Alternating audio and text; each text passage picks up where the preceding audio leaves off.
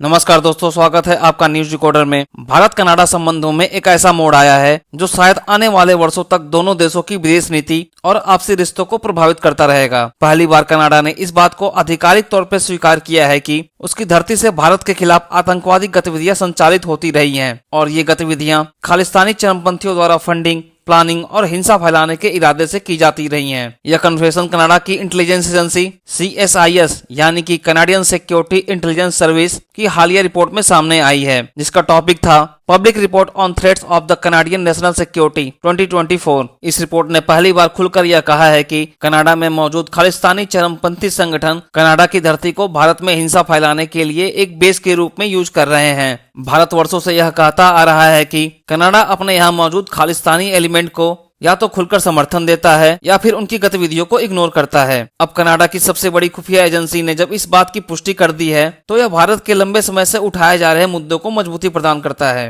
Report में साफ तौर पर कहा है कि कुछ अलगाववादी एलिमेंट कनाडा के फ्रीडम ऑफ स्पीच के कानूनों का गलत फायदा उठाकर न केवल भारत में नफरत फैलाते हैं बल्कि कनाडा में रहकर भारत के खिलाफ हिंसक गतिविधियों की फंडिंग और योजना भी बनाते हैं। इस रिपोर्ट में यह भी बताया गया है कि किस तरह से कनाडा में रह रहे खालिस्तानी एक्सट्रीमिस्ट लोग वहाँ की लिबरल डेमोक्रेटिक सिस्टम का फायदा उठाकर हिंसक विचारधारा को बढ़ावा देते हैं। खालिस्तानियों की गतिविधियों में भारत में वायलेंस की प्लानिंग करना, रेफरेंडम कराना, भारत विरोधी प्रदर्शनों का आयोजन करना, भारतीय झंडे और प्रधानमंत्री मोदी के पोस्टर फाड़ना और जलाना, साथ ही साथ भारतीय डिप्लोमेट्स को टारगेट करना। इन सब के बावजूद कनाडा की सरकार इन गतिविधियों को फ्री स्पीच के दायरे में कहकर बचाती रही थी, लेकिन अब उनकी खुद की इंटेलिजेंस एजेंसी ने इसे राष्ट्रीय सुरक्षा के लिए खतरा बताया है। 2023 में खालिस्तानी आतंकी हरदीप सिंह निज्जर की हत्या के बाद भारत कनाडा के संबंधों में भूचाल ला दिया था। समय तत्कालीन प्रधानमंत्री जस्टिन ट्रूडो ने खुलकर भारत पर आरोप लगाया था, हालांकि भारत ने इसे स्पष्ट रूप से इनकार कर दिया था और इस घटना के बाद दोनों देशों ने एक दूसरे के डिप्लोमेट्स को निष्कासित कर दिया था,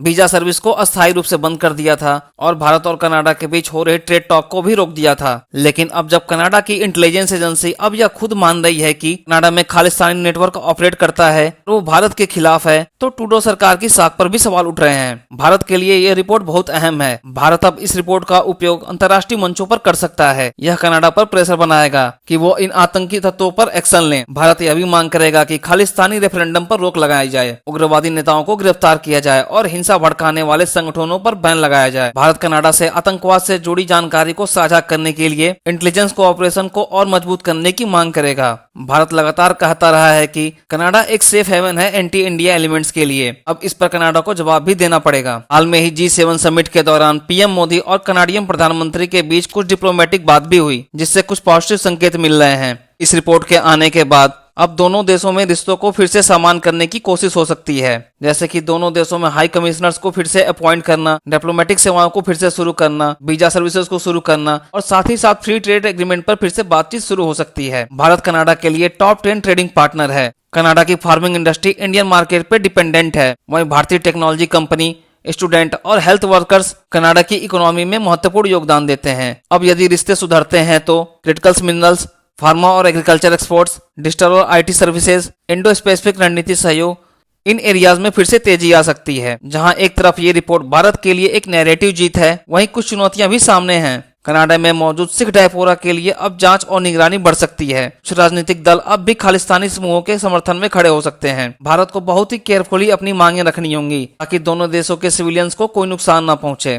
CSIS की यह रिपोर्ट एक टर्निंग पॉइंट है, सिर्फ भारत और कनाडा के संबंधों के लिए नहीं बल्कि वेस्टर्न कंट्री में पल रहे उन तमाम चरमपंथी विचारधाराओं के लिए भी है। भारत ने वर्षों से जो बात कही थी अब वो कनाडा की इंटेलिजेंस एजेंसी ने भी मान ली है। यह भारत के लिए एक मोरल और डिप्लोमेटिक जीत है।